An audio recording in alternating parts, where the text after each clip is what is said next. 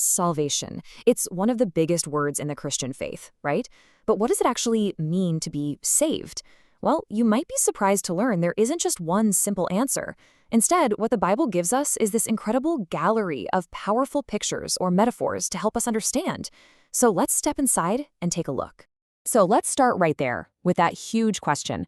When someone talks about being saved, what are they really getting at? Is it about being rescued from something, given a totally new status, or maybe a whole new relationship? As it turns out, the answer is, yeah, all of the above. You see, the New Testament never just hands us a neat, clean dictionary definition. Instead, it paints a series of these really vivid pictures. Each one is a different metaphor, and each one shines a light on a unique part of this massive idea. So today, we're going to walk through this gallery and explore 3 of the most powerful pictures to get a much richer, fuller understanding. All right, our first picture takes us right into courtroom. This is a legal metaphor, and it focuses entirely on our official standing before God. It's all about a fundamental change in our legal status, from guilty to not guilty. The key theological word here is justification. And yeah, it is a straight-up legal term. Now, this is absolutely crucial. It doesn't mean making someone righteous. It means declaring them righteous. It's that moment the judge's gavel comes down and the verdict is read, not guilty. To really get this, it helps to look at its exact opposite. The source material points us to Romans chapter 5, which puts condemnation and justification right next to each other.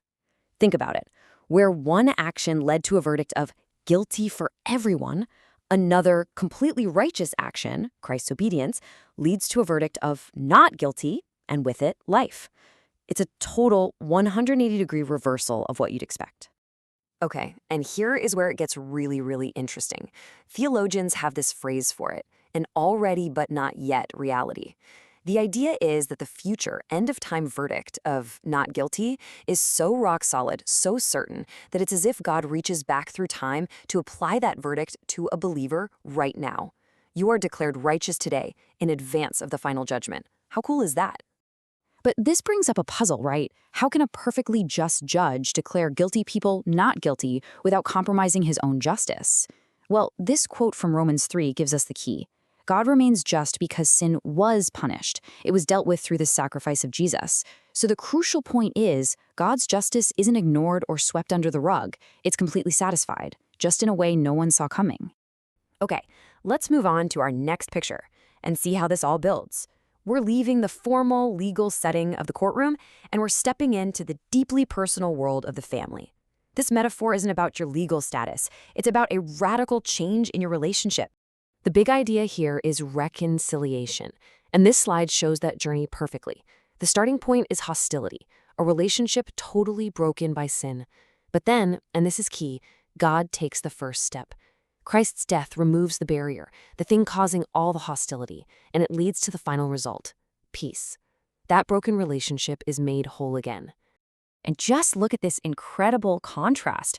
It's a shift from being described as alienated, as God's enemies, to being welcomed as God's children. It's not just that the fighting has stopped, it's that you've been brought into the family. This is called adoption, and it gives you the ability to call God Abba, which is a really intimate, personal term for father, kind of like dad.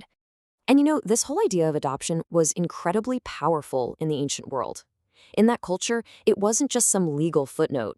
It meant moving from a state of total powerlessness, like a slave or a child under a guardian, to having the full status, the full rights of a son and heir. It's a radical shift from bondage to true belonging. All right, our third and final picture is, well, it's maybe the most mind-bending of them all. This isn't just about a change in your status or your relationship. This is about a change in reality itself.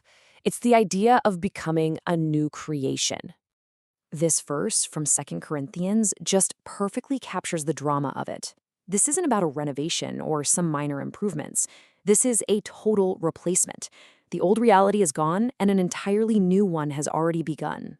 The theological term that fits perfectly in this picture is sanctification. And at its root, it simply means to be made holy, to be set apart for a specific, sacred purpose. It's the lifelong process of becoming what this new creation is all about. And here we go again with that already but not yet tension. On the one hand, believers are considered already set apart, already holy because of their connection to Christ. But there's also a not yet part. It's an ongoing, lifelong process of being made more and more holy that will only be complete in the future. So, we've looked at three very different pictures: a courtroom verdict, a family reunion, and a brand new creation. Which, leads to a pretty obvious question: why so many? Why not just one clear-cut definition?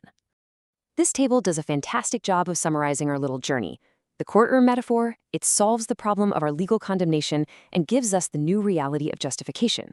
The family metaphor, it solves the problem of hostility and gives us this new reality of reconciliation and adoption. And the new creation, it solves the problem of our old, broken nature and kicks off a new reality of sanctification. And right there, that's the answer to our question.